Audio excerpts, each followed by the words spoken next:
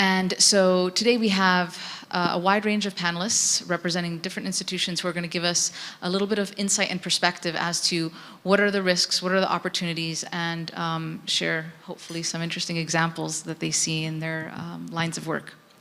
So I'm going to start with Neera, who represents Women in AI and also looks at digital transformation. And I was wondering, could you pull that thread a bit around how digital transformation is changing our worlds? What are you noticing? What are the challenges and the trends? And then tell us a little bit about AI as well. Yeah, okay. So I'm Secretary General of Women in AI, which is a global NGO. We're like more than 5,000 women, all like members all around the world, not only women. That's important.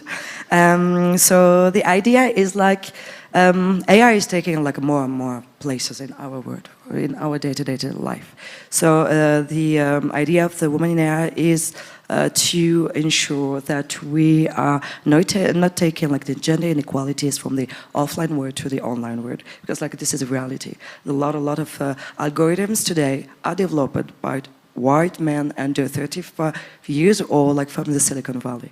So we have like this is important challenge to be aware of how we are taking these inequalities of gender, diversity, also inequalities like from the offline to the online world.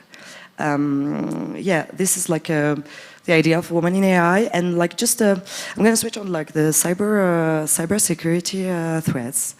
I was thinking about it because I don't have like a background on it, but I'm trying like to speak with my experience. I grew up in Algeria, in North Africa, and there like we are trying to get into this race, huge race toward like digital transformation, growth. But we are facing like a huge problem, which is like in the past 2 years we had a movement, like a society movement, and the government decided to shut down the internet like many times. Like within 2 years, to shut down like the opposition.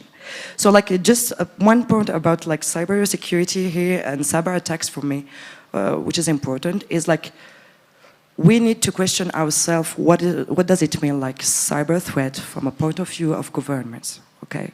Is it like traditional cyber threats like phishing, all that we know, or anytime you have opposition within your country is also cyber threats? How we handle it. So I think like other members here are like also things to say about it. So I'm gonna give like the speak. So it sounds like you're talking about internet freedom and the rights to access that too. Yeah. Henriette, I would love for you to continue this because I know that you look at digital inequality around gender inequality and how that relates to cyber threats. So could you unpack that for us? I'll try. And in fact, my background is really in digital inclusion and in human rights. And my organization, APC, Association for Progressive Communications, has been doing this work for more than 30 years. And it's only recently that we've discovered how central cybersecurity is to this. And you know, I think for me, firstly, digital inequality and digital transformation, I think, are integrally connected. And with the digital inequality that we have in Africa, it actually undermines all our digital transformation efforts. You know, to put it in simple terms, the return of investment that you get on digital public services, for example, when large numbers, if not a majority of the population, cannot afford the data or don't have the access to the devices to make use of those services, undermines the transformation. So I think the single most important investment in digital transformation should actually be digital equality. And I think partly as AI, as devices, as services become more complex and more useful, theoretically, you need more data, you need better devices, and we just don't have that. And but to talk about, you know, to pick up on what Mira was saying, I mean, firstly, the Kenyans here, I know you have mixed feelings about your election, but celebrate the fact that the internet wasn't shut down. So, you know, we actually have, I think, 4 or 5 internet shutdowns in Africa in the past week. So I think that applies to security as well. I think, you know, your system, we heard on the first night that health systems are as resilient as they are able to put the community at the center. I think that applies to cybersecurity as well. Your cybersecurity environment is as secure as the weakest links in that environment is. So I think that, and that also connects with digital inequality. If people don't have the skills or the capacity to grasp how they are vulnerable, what it means to be threatened by data leakages, how they can become victims of scams, then no matter how sophisticated your sort of national strategy is, it's not going to achieve security. And I mean, you wanted to ask us about threats. I would say the single biggest threat we have in Africa at the moment is this misconception that cybersecurity is national security. Often, actually, it's more than that. It's regime security. And it doesn't look at security in cyber as a societal issue, as security of people, their information, and their communications. That was really brilliant. Thank you for expanding on that. I think that this lends itself really well to Gilbert, who started the Africa Cyber Defense Forum. Could you relate to what she said and yeah, tell us more about it. Yeah, so I mean, it's interesting what the Nadia and what she talked about in the angle that yes, the way we approach cybersecurity is it a human factor, or is it a national security factor? Is it? So if you look at it from the angle of national security, and the challenge, for example, you find countries having, and I bring it from, you find, for example, countries where you have organizations that have been set by government to be in charge of, let's say, regulation of national cybersecurity strategy. For example, in the UK, you have the NCC, right? And there are countries like Kenya, we have, for example, you have ICT Authority, but another institution was created called NC4. And the NC4, you realize that the person heading it comes from military background, okay? But the gentleman who is those who are heading the ICT Authority are more or less ICT regulation part of it.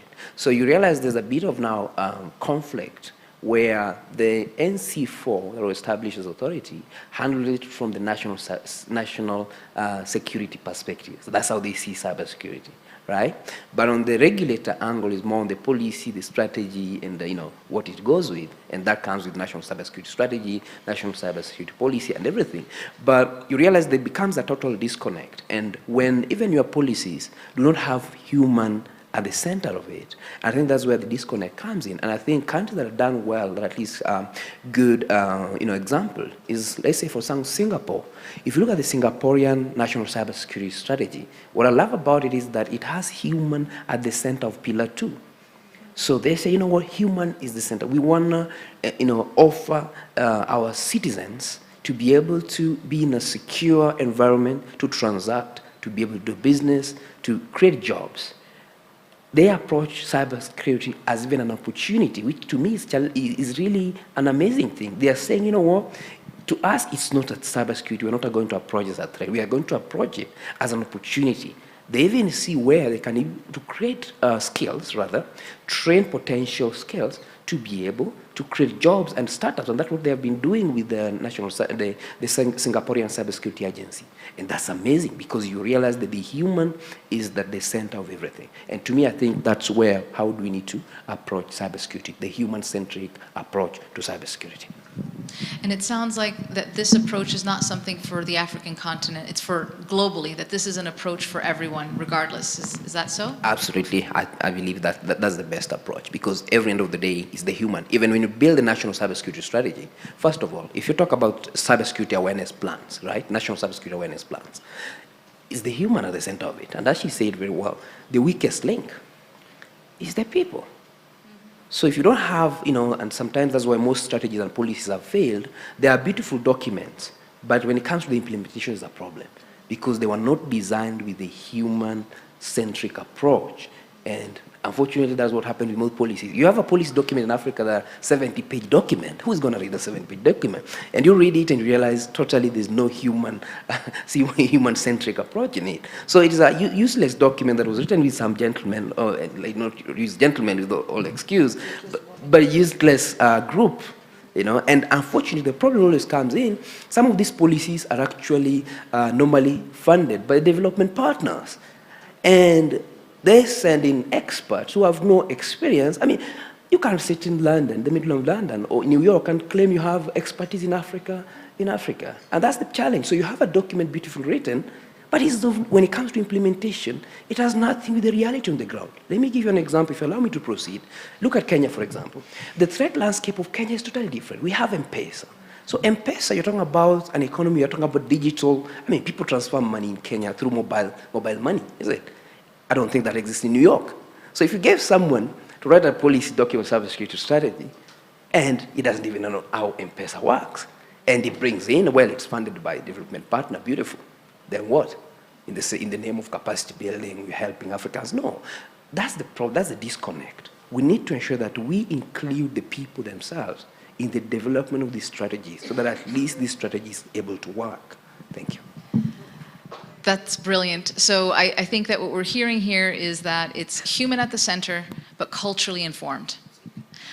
So I would now look to see what Pavlina has to say from the Cyber Peace Institute. It is an organization that plays a unique role in the world with assistance and writing reports and looking at an aspect of cyber attacks that gets overlooked by the general public. I won't say more. I'll let you take that over. Thank you very much. Yes, you know, to start the introduction of Cyber Peace Institute, I would like to start with how I came to join it, because it very much relates to the human in the loop and the security, how we perceive it. And I was working in politics, in security, and in human rights. And I was looking for ways how to translate it into cybersecurity. And I remember my first paper, it was questioning how we see security today, what we consider cybersecurity from the national perspective, and how come that human security has such a small representation in all these policies, because policies are made for people, you know, and we discuss it like human-centric approach because humans are the, you know, in security and cybersecurity, humans are the weakest link, but also all the systems and all these policies are for humans, you know, and so when I saw the work of the Cyber Peace Institute, it very much resonated with me because the values and the center is made on the emphasis is put on humans, and especially on humans in vulnerable situations. So the Institute has some core areas of work. One is the healthcare sector, then the humanitarian sector, but also the work on cyber incidents, attacker in Ukraine, and work on spyware and how it, you know, how it relates to the security of people. And just to introduce a little bit the work of Cyber Peace Institute, is an independent and neutral non-governmental organization. And as I said, the mission is to ensure the rights of people to security, dignity, and equity in cyberspace. And how it works is that it has three main dimensions. One is to assist NGOs to prepare for and recover from cyber attacks. So we have the Cyber Peace Builder program. And this is a free expert assistance to NGOs by corporate volunteers enabled by the Institute. And this is a form of capacity building that your organization provides. Exactly. This is a very practical example of the cyber capacity building. We match private donors who offer the expertise of their workforce, of their experts, with NGOs to boost their cybersecurity. And this help for NGOs is free.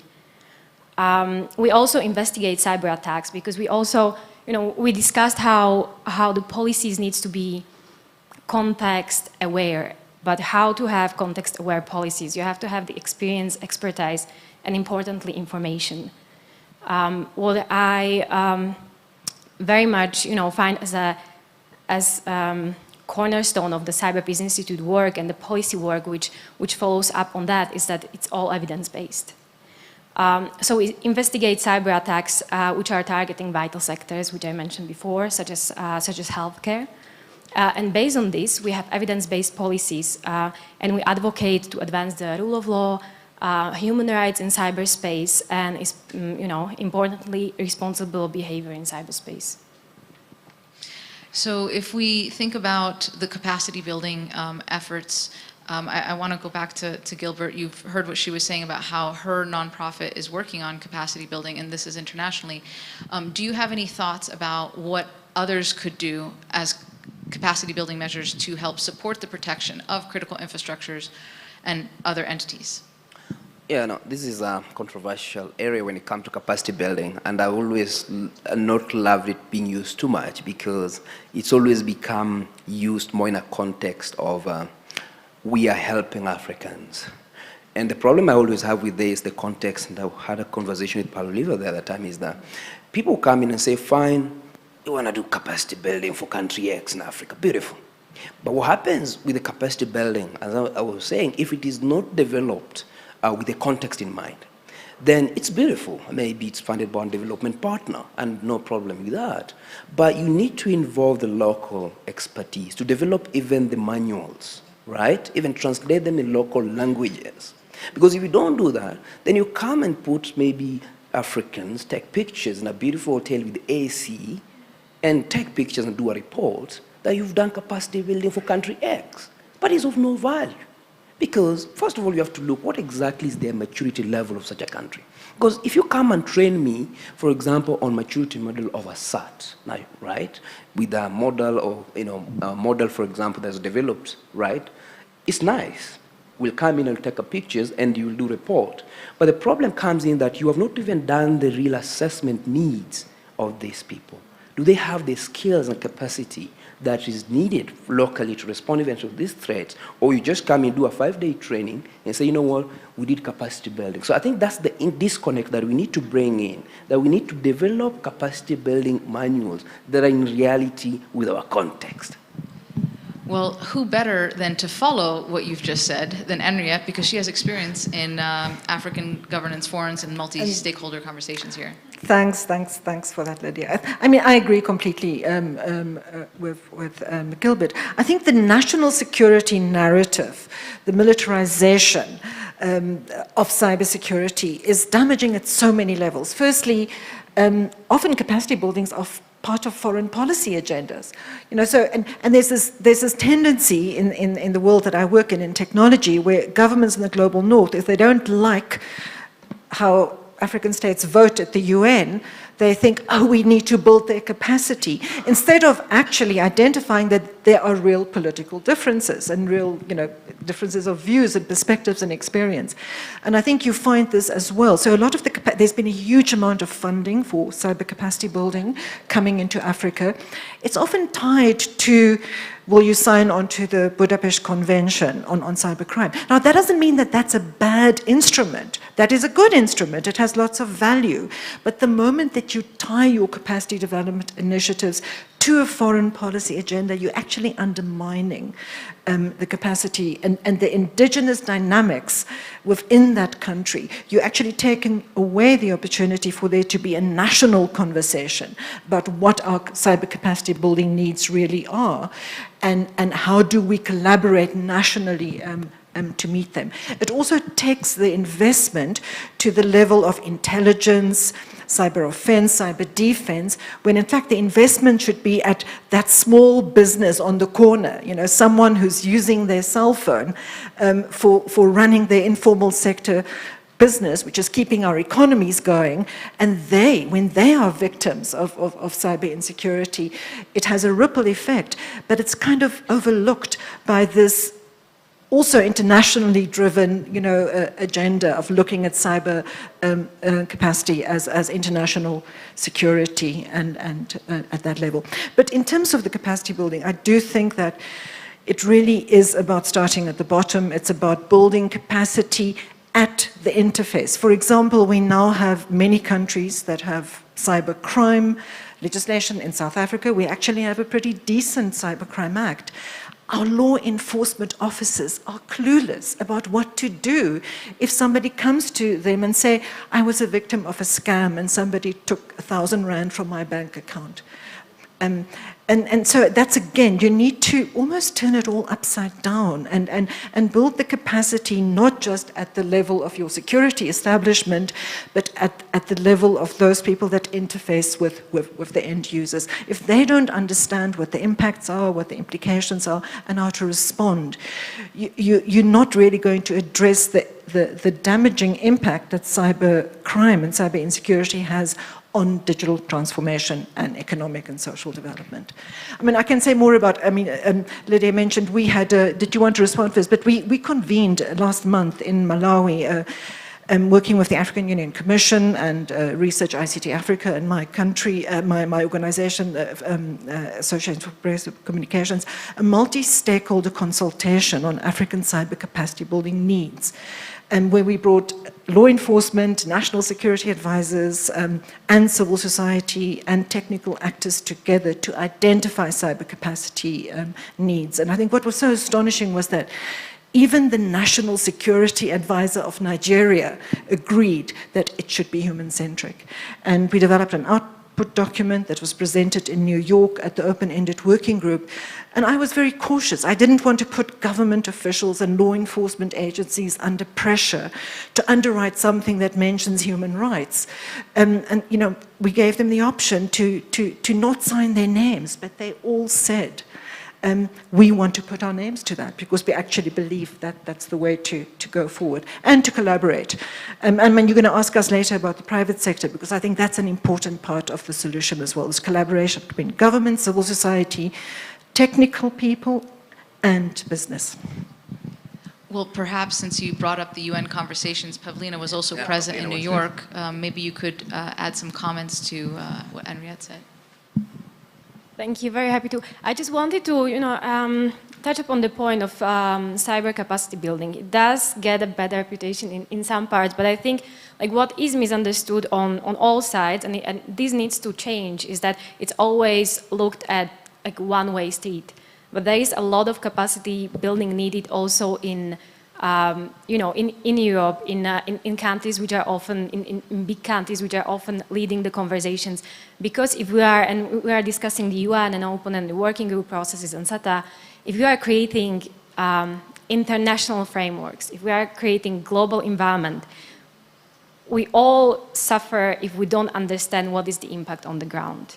So if we are not informed, capacity building in this area is also about other areas like who have maybe the technology in place, who have the workforce in place and etc., but building their understanding of how norms implementation, how this international framework implementation works for countries, in Africa. So I think like this mindset needs to change for capacity building to really move forward. And it works many different directions. And yes, so Cyber Peace Institute is very active in UN Open and working group on ICTs. It's one of the leading processes now on cybersecurity, which is creating a dialogue on implementing the international framework, the normative framework, capacity building needs, the threats, etc. So we engaged with state delegations, we engaged with other stakeholders, and as it was mentioned on this panel, we also advocate for multi-stakeholder approach, and we always try to show the value of stakeholder engagement and on the expertise and experience of the industry, of civil society organizations, of academia, and creating multi-stakeholder platforms for cooperation. It's true, multi-stakeholderism is the way to go forward. And Neera, I was wondering if you could build on that and tell us a little bit about public-private partnerships around digital transformation, AI, and give us your perspective. Yeah, sorry, before that, I just want to jump on what you said and when you said. Okay, about first, about the capacity. I'm taking again, the example of Algeria. Okay. In Algeria, we had years ago a big race toward education, okay, building new universities and make people the youth more and more skilled in terms of tech, cybersecurity, and all that stuff. But at the same time, we're facing like the problem of confusing between like cyber threat and like national security. So we have the capacity. We have like a lot of skilled people, fantastic people, but they are all leaving the country to go like abroad because the government decided that it's a threat to like let these people, skilled people, to go to the private sector, build company, help like the population and help the society build like real protocols or real like cybersecurity companies. So like for me, and I do believe like we have like a core problem, which is like decide what is a cybersecurity problem. Otherwise, we can build like the capacity that we want. We can think about, discuss about policies, agenda, whatever strategy. But we need like the governments and like they need to face this question and decide what is the priority. Yeah, just like this point, and I wanted like also to jump on what you said about like.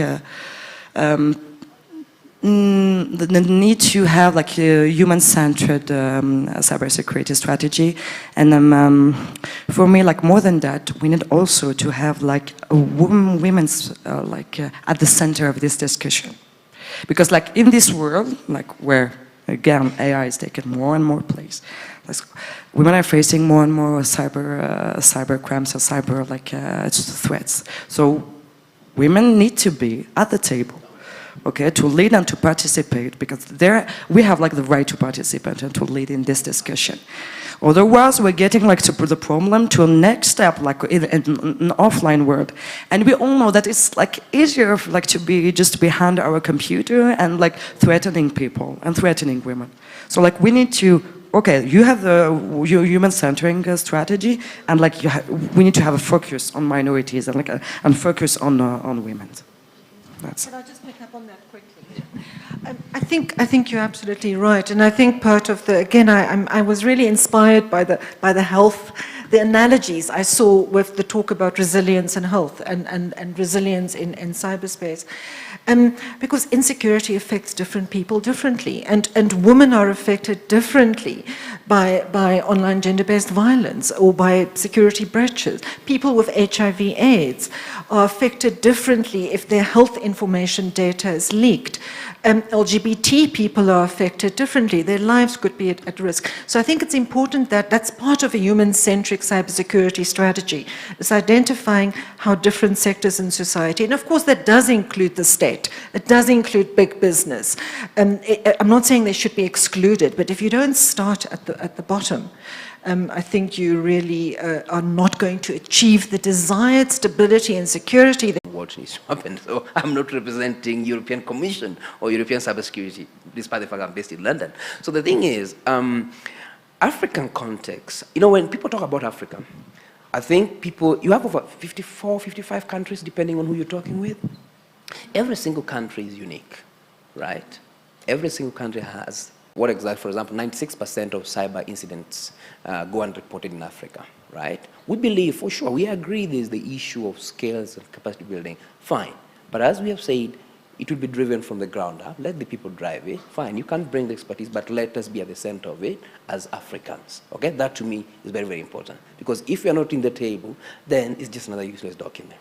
And the other thing also I see, for example, realize, for example, a number of African countries that ended up being pushed, for example, by, again, those who are calling the shot, to establish a national CERT, for example. But you cannot have a national CERT if, it's like putting the cart before the horse. There are countries, you realize, the level of cybersecurity or cyber hygiene is still very, very low. So there's a lot of disconnect sometimes because maybe the project's been funded, so someone pushes the agenda without us having a clear framework, because you have to mature. If you look at the CMA maturity model, you have to start from somewhere before you mature. But you realize if we don't follow a clear framework, then you realize, but this country has a national CERT, but they don't even have a national cybersecurity strategy. Yeah. So how did they establish a national CERT without even doing an assessment of their risks that they are facing? So it ends up being an issue of infrastructure. Having a building with some screens, and they call it a CERT. But it's a useless building. I mean, because money gets pushed in. Yes, somebody pushed the money was spent. And he's saying, you find a national intelligence, national security response team that have zero clue of even how to respond to an incident. They have zero clue. Judiciary doesn't even have a clue on what exactly is the chain of custody. So I think that's been the problem when it comes to even some of, response to, some of these services. So raising awareness, hygiene, building that foundation infrastructure and going up. Yeah. In fact, Gilbert, this document on African cyber capacity building needs we developed in Lilongwe looks at judiciary, it looks at parliamentarians.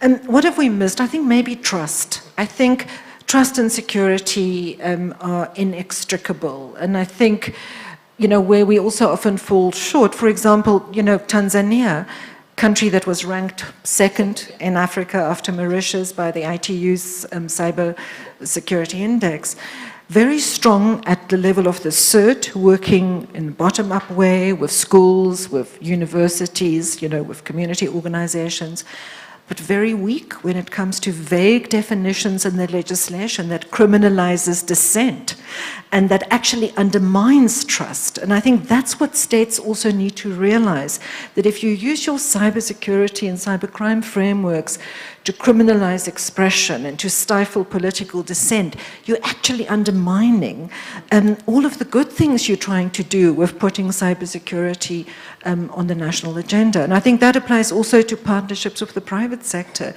I think the Cyber Tech Accord, I'm not sure if it's been mentioned, but it's a really powerful instrument, and I really think we need more outreach to African businesses. Because I think what happens often in Africa, because states have limited capacity, they outsource their cyber surveillance and cybersecurity nuts and bolts work to private companies. And there's a lack of due process, there's lack of accountability and checks and balances.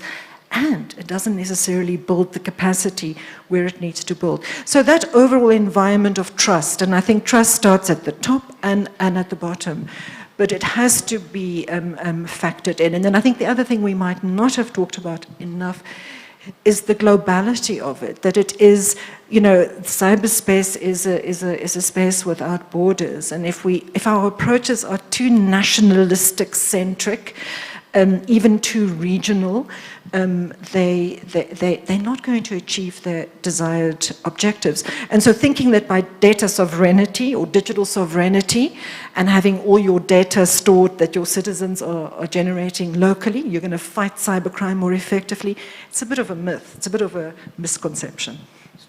Okay, so what I'm hearing so far, we said human in the center, culturally informed, but globally minded, inclusive of minorities, and trust. Nira, what else have we missed here?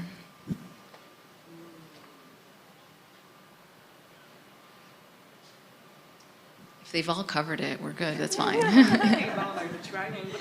Maybe like the trust, I'm still like this. You can trust, you have also this thing about like trusting your population. I have like really a thing about it because it's if you want, you want to include your population, you want to include to have like a global discussion, you need to be to have like trust into your society, the civil society, and the opposite side, like to society, civil society towards like the government. But yeah, I think for now, nothing to add. Okay. All right, Paulina. Thank you. I would just like to highlight some points which were very important on the underlying issues and the topic of our discussion. And it's just, you cannot have sustainable development when you pursue digital transformation without cybersecurity, because this is on the trust issue. You undermine trust among people. You undermine the level of security or the level of their perceived security, the level of their freedom, the level of their privacy, and the technology, the involvement of the population in technology, and going for this solution and embracing digitalization and innovation will simply not reach the level to sustain the development. So you cannot really have one without the other. Well, thank you for that. Now I'm going to open the floor for questions from the audience. We have one over here. If we can get a mic to them. Any other questions? Please go ahead. Thank you very much. And I like the fact that there was this kind of discussion, human-centric versus state-centric approaches.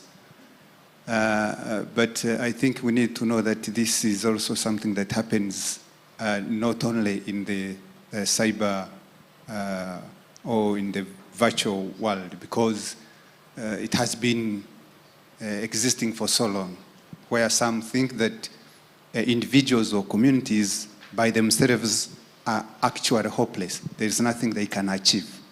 That others, they need states for them to be able to be organized and to achieve whatever they need to achieve as a society. But also those who argue that individuals, by addressing concerns of individuals and threats that affect individuals, we collectively also address state security. So that is a debate that has been in existence. There is, I don't think that this forum can settle, provide a solution to it. But my question is, and this is what started in the earlier comments, is that these tools have been developed by people in certain languages and coded, and their security is arranged in certain languages. So for example, if someone posts, for example, something that is hateful, that is abusive on a social media in Germany or in US, it is very easy to be taken down and even an account to be deleted. But if it is posted in Kinyarwanda, the language here in Rwanda, Twitter or Facebook, or they don't have not only interest, but they don't even share our values. So I want you to reflect, and I think that goes to discrimination, diversity, and exclusion, and all that. Thank you. That was a really good question. So basically the idea that we have these global platforms that come represented by certain cultures.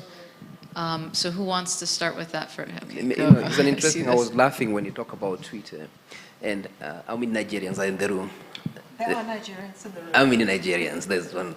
Now, you remember when Twitter, I don't know whether it represents Twitter, when Twitter had shut down the president's Twitter handle, Buhari, is it?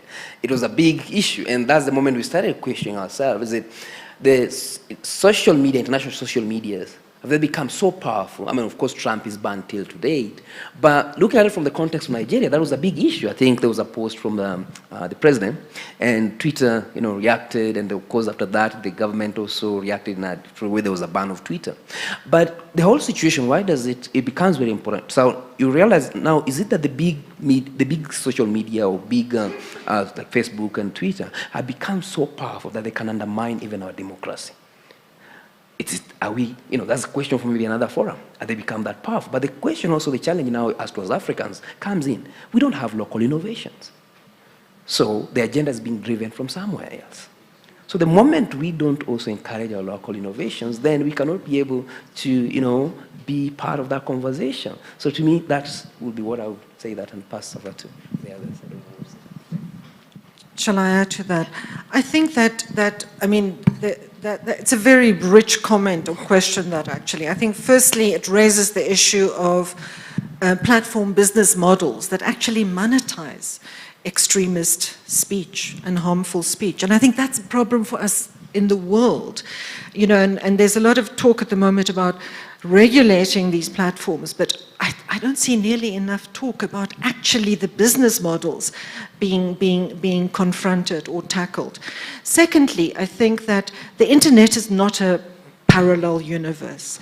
If there's hateful speech or harmful speech or gender discriminatory speech online, it reflects what's happening in the world. And I think that, we work with, in my network, we have a member organization in northern Nigeria that's actually tracking social media as an early warning system for religious violence, which breaks out from time to time in northern Nigeria. Would that violence break out if it wasn't for Twitter or Facebook?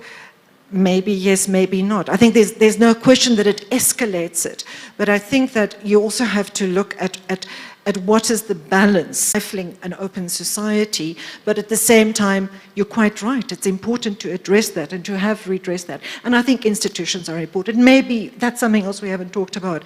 I think in South Africa, we have a history of race and racial hate and discrimination.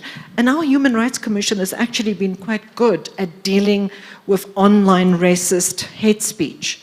And actually finding people, bringing cases to court.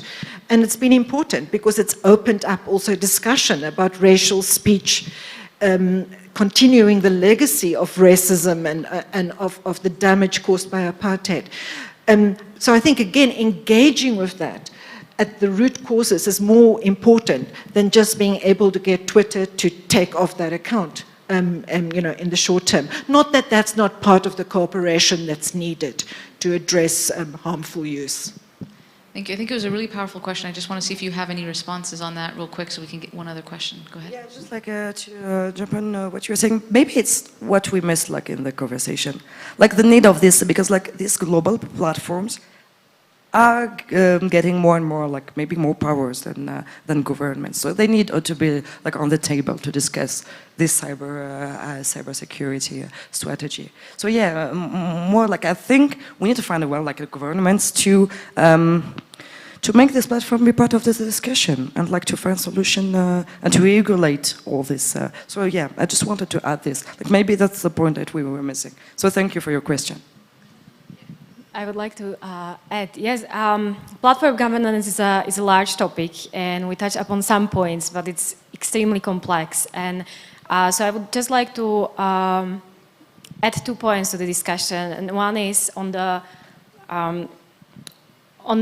business model. You know, like as global companies, they are looking for a single business model and model for engagement and moderation, because this is what makes the business simple, right? But we mentioned it with cyber capacity building. It applies as well for disinformation, for hate speech, etc. It's everything is context aware, and you cannot have a global content moderation system which would apply the same rules in different contexts.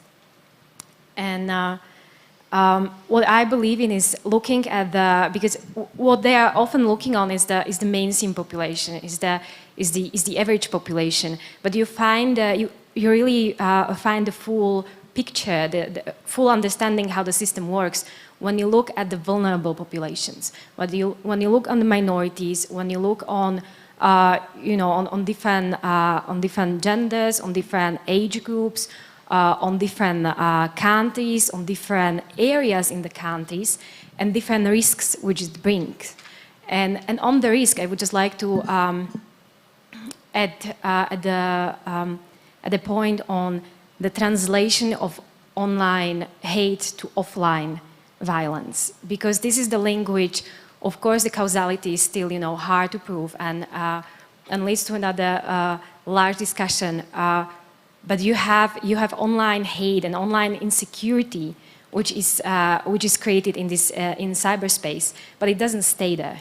It translates to offline security, which is impacting, you know, especially the vulnerable groups. So we have to like translate this idea on not the mainstream populations, but those who are the most effective and those who have this disproportionate burden of what is happening in the cyberspace.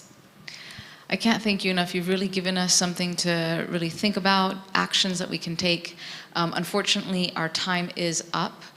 So I would encourage you to continue this conversation on social media, in person, and thank you so much for your time. Let's give them a round of applause.